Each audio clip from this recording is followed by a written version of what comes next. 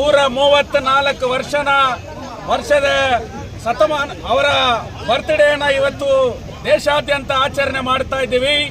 ಅದೇ ಅಂಗವಾಗಿ KGF save United front ಅಂಗವಾಗಿ ಕೂಡ ಇವತ್ತು ನಾವು ಇಲ್ಲಿ ಒಂದು ಓತನ್ನ ನಾವು ತಗೊಂಡಿದ್ದೀವಿ. ಇವತ್ತು ಭಾರತ ದೇಶದಲ್ಲಿ ಸಂವಿಧಾನಕ್ಕೆ ಇವತ್ತು ಸಂವಿಧಾನವನ್ನ ಕಿತ್ತಾಕಬೇಕು, ಈ ಸಂವಿಧಾನವನ್ನ ದೇಶದಿಂದ ದೂರ ಆಗಬೇಕು ಅನ್ನುವ ಒಂದು ಉದ್ದೇಶ ನಡೀತಾ ಇದೆ.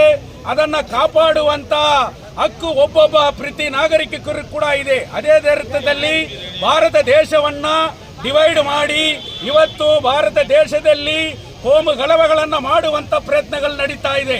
ಅದನ್ನ ದೇಶವನ್ನ ಉಳಿಸಬೇಕನ್ನುವ ಘೋಷಣೆಯನ್ನ ಇವತ್ತು ನಾವು ಮುಂದೆ ತರ್ತಾ ಇದ್ದೀವಿ. ಅದೇ ರೀತಿಯಲ್ಲಿ ಸೇವ್ KGF ಹಲವು ರೀತಿಯಲ್ಲಿ ಇವತ್ತು KGF ಇವತ್ತು ಎಲ್ಲ ವಿಧದಲ್ಲಿ ಕೂಡ ಇವತ್ತು KGFಗೆ ನಾಶ ಆಗುವಂತ ಪರಿಸ್ಥಿತಿ ಬಂದಿದೆ.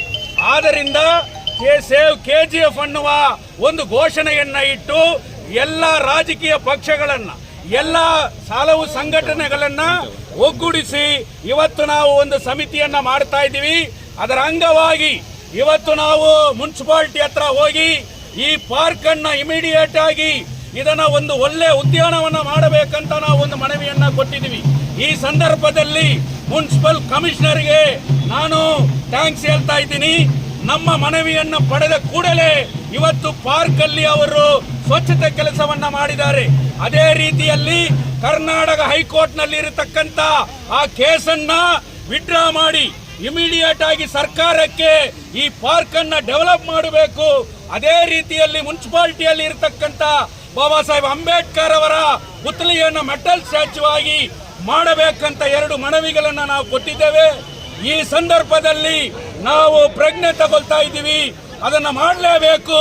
ಇಲ್ಲ ಅಂದ್ರೆ ಸೇವ್ KGF ಯುನೈಟೆಡ್ ಫ್ರಂಟ್ ಒಂದು ದೊಡ್ಡ ಮಟ್ಟದಲ್ಲಿ KGF ನಲ್ಲಿ ಹೋರಾಟವನ್ನ ಮಾಡಿ ಇಡೀ ಕ್ಷೇತ್ರದಲ್ಲಿ ಇರೋರನ್ನ ಒಗ್ಗೂಡಿಸುತ್ತವೆ ಅಂತ ಹೇಳಿ ಜೈ ಭೀಮ್, ಜೈ ಭೀಮ್, ಜೈ Bhim. Save Constitution! Save Constitution! Save Constitution! Save Constitution! Save Constitution! Save Constitution! Save Nation! Save Nation! Save Nation! Save Nation! Save Nation! Save Nation! Save KGF! Save KGF! Save KGF! Save KGF! Save KGF! Save KGF!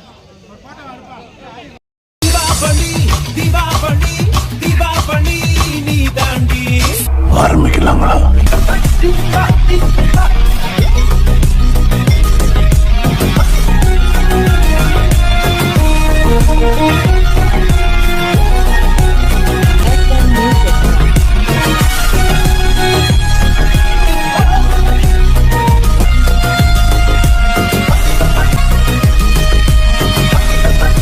தரம் என்றும் நிரந்தரம், தரம் என்றும் நிரந்தரம், தரம் என்றும் நிரந்தரம்.